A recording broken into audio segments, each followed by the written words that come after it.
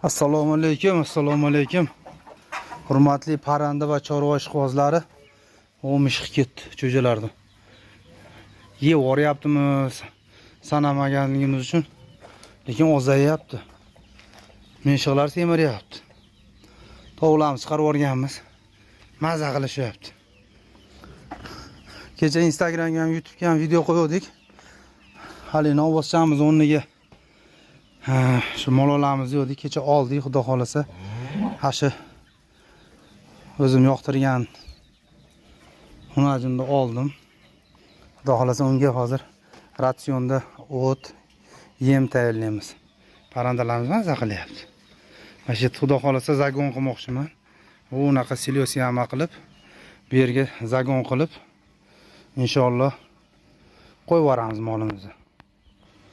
Mana shu semental xunajinimizni toza 100 talik semental xunajinni oldik. Xudo xolasa 32 milyon 500 mingga uyimga kelib tushdi. 32 milyon 400 mingga oldik.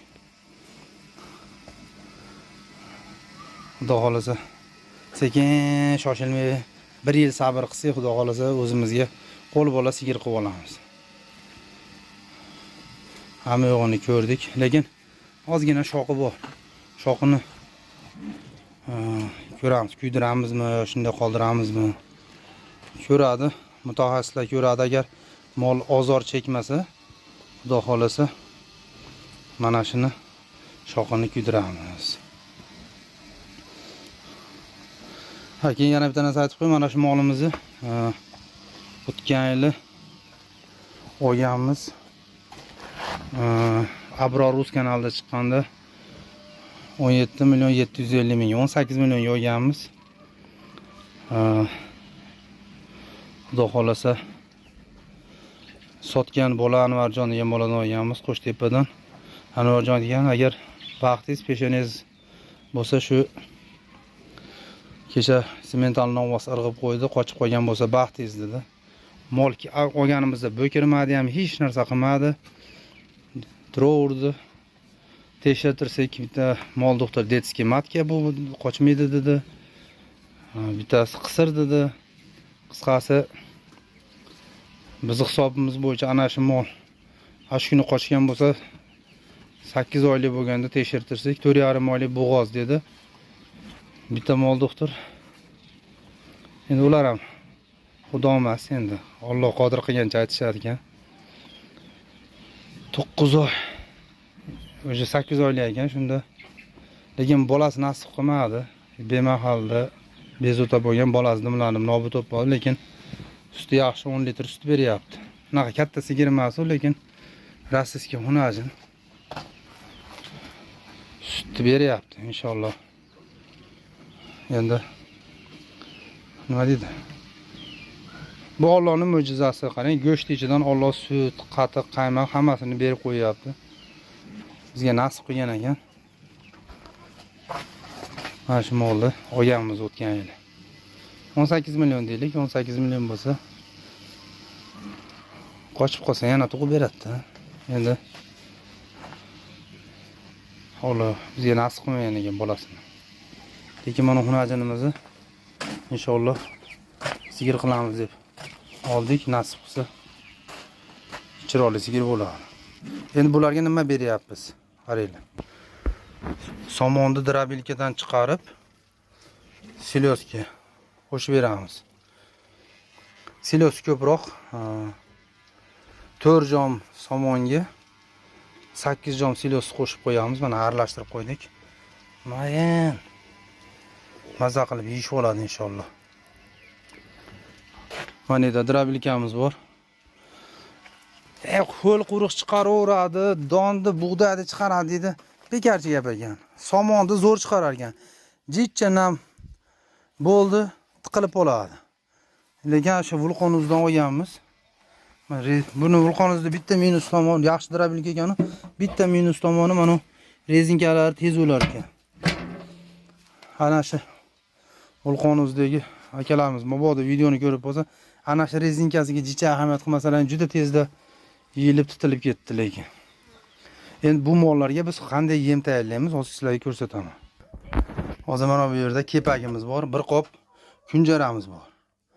Buni hozir bug'doy drobilkaga qo'shamiz. Yana bitta yem bor, hozir ko'rsataman sizlarga. Hurmatli jigarlar, mana shu yemni reklama qilishdi. Telefonlashdik. 5500 so'mdan uyga kelib tushdi, 40 kilolik. 13 xil narsasi bor ekan. 13 Pro Max dedi. 10 litr sut berar ekan, molimizga berdik. O'rtacha 400 kilo, 450 kilo deb erta bilan 2 kilo, kech payt 2 kilodan berdik.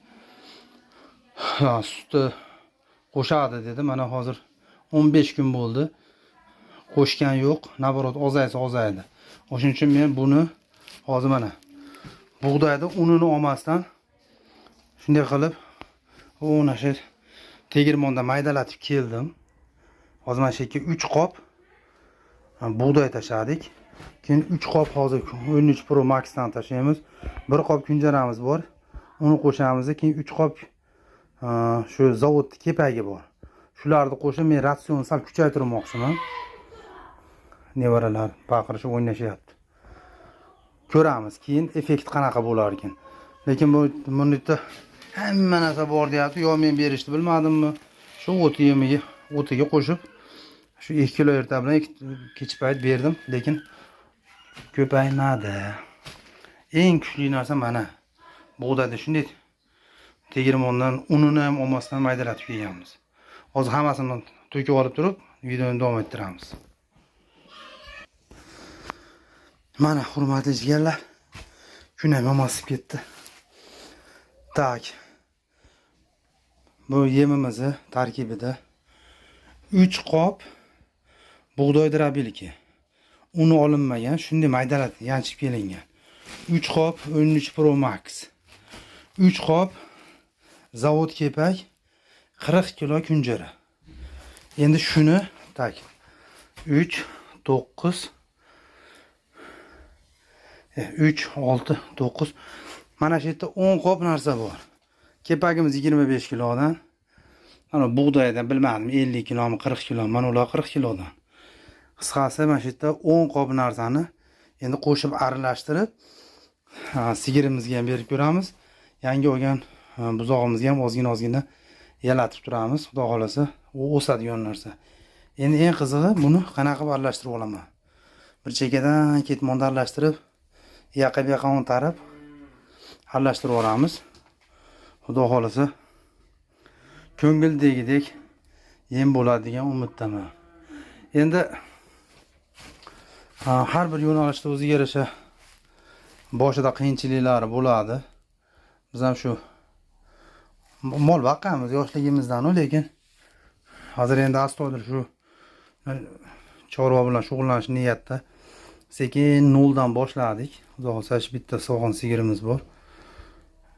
Endi ashundan boshlab mental xonajinda ham nasib qilsa, Xudo bizga o'zimizga nasib qilgan bo'lsa sigir qilamiz. Endi shularni endi kam rasxod desa bo'lmaydi-yu. Shu rasxod bo'lsa ham shu to'g'ri o'sha mollarga bir yuqadigan, aldanib qolmaydi deyapman, lekin mana shu yemni berganlar, maqtayotganlar bor, lekin meni o'zimni tajribamda hali effekt bermadi menga. O'shuning uchun bunga kuchliroq kunjara, ko'payish uchun kepak, eng asosiysi bug'doyni tegirmondan chiqarilganini qo'shdik. Xudo xolasa effekt beradi degan umiddaman. Hozir to'g'ri ratsion qilyapmanmi, noto'g'rimi? Iltimos sizlardan kommentariyaga yozib ketinglar. Hamma o'z bilgancha baqadi dedi. Endi mol boqish o'zi bu sir emas, bu.